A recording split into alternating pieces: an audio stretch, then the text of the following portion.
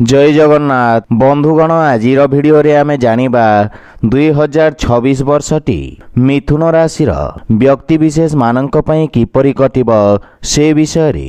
एही वार्षिक राशिफल ग्रहंक स्थिति और चलन को नहीं आधारित एवं ग्रहंक स्थिति और चलन आम जीवन रे बहुत प्रभाव पकई थाए। एही भिडियो रे आमे आर्थिक जीवन, शिक्षा, व्यवसाय, पारिवारिक जीवन, वैवाहिक जीवन एवं स्वास्थ्य विषय रे संपूर्ण विस्तार भाव में जानिबा। किंतु ता पूर्वरु आम चैनल को जो माने नुआ करी आछंती तले थिबा लाल रंगर सब्सक्राइब बटन को दबाई आम चैनल को सब्सक्राइब करंतु और पाखरे थिबा घंटी बटन को दबाई ऑल रे सिलेक्ट करंतु काहेकि ना आमे अपलोड करिथवा प्रत्येक वीडियोर नोटिफिकेशन आपण सर्वप्रथमे पाई परिबे। बंधुगण 2026 वर्षटी मिथुन राशिर व्यक्ति विशेष मानक पई सफलतार नूतन सुजोग आनिब। बृहस्पति, शनि एवं राहु केतुंक मिश्रित फलाफल प्राप्ति हेब। वर्षर मध्य भागरे आपणको प्रचंड लाभ मिलिब।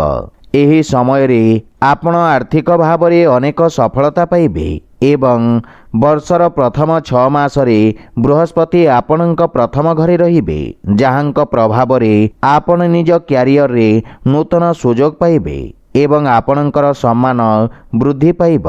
एही समय जे कोनोसी प्रकार निवेश पई मध्य उत्कृष्ट हेब। चाकरी वर्गुआ व्यक्ति मानक पई पदोन्नति एवं वेतन वृद्धिर संभावना रही। देवगुरु बृहस्पतिंक नवम दृष्टि आपणक भाग्यशाली घर उपरे बहुत खूब प्रभाव पकाइब, जहा वर्ष सारा आपणको भाग्यर समर्थन मिलिब। 2026 जून परे बृहस्पति आपणक कर्कट राशिर द्वितीय घरे प्रवेश करिबे। एही समय मिथुन राशि पई धन दृष्टिरु एक सुवर्ण समय हेब। पारिवारिक धन दीर्घ दिन धरी अटकी रहितवा टंका पाइबार संभावना रही। स्थावर अस्थावर संपत्ति, सुना किंबा म्यूचुअल फंड रे निवेश पई अत्यंत लाभदायक हेब। वर्षर एही समय चाकरी करुथवा व्यक्ति मानक पई उत्कृष्ट हेब। उच्च पदवी पाइबा द्वारा आय वृद्धि हेब। व्यवसायी वर्ग मानक पई एहा नूतन प्रकल्प आरंभ करिवार समय। डिजिटल एवं जोगाजोग क्षेत्र सहित जड़ित लोकंक पई 2026 वर्षर द्वितीयार्ध समय विशेष शुभ रहिब। अक्टोबर 31 परे देवगुरु बृहस्पति सिंह राशिर तृतीय घरे गोचर करिबे। एही समय media, social media, digital marketing, online व्यवसाय, कंटेंट लेखा भली काम सहित जड़ित लोकंक पई आर्थिक अभिवृद्धि आनिब। तथापि एही समय रे बुद्धिमान भाव रे कार्य करंतु, अन्यथा क्षति होई पारे। वर्षर मध्य रे शनि आपणक दशम घरे रहिबे, जहा कारणरू आपणको निज क्यारियर रे निरंतर कठिन परिश्रम करबाको पड़िब। शनि आपणको स्थायी सफलता प्रदान करिबे।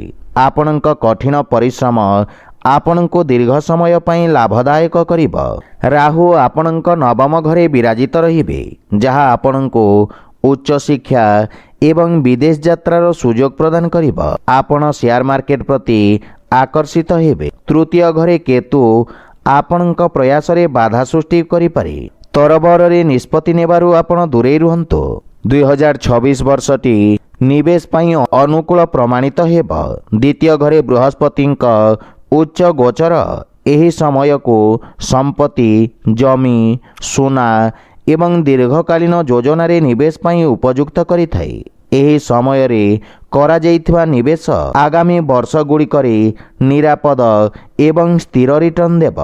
अक्टोबर 2026 परे विदेशी निवेश बड़ लाभ प्रदान करिब। तथापि केतु आपणको भ्रमित करि पारे। तेणु निवेश करने पूर्वर निश्चित भाव में अनुभवी व्यक्ति परामर्श नियंतु।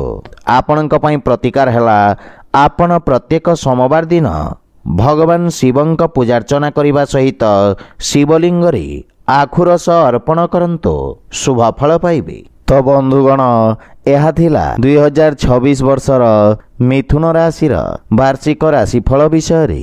जदि भिडियोटी आपण मानकु भल लगी थाए लाइक, शेयर और कमेंट करी जणांतु एवं आम चैनल को सब्सक्राइब करंतु। जय जगन्नाथ।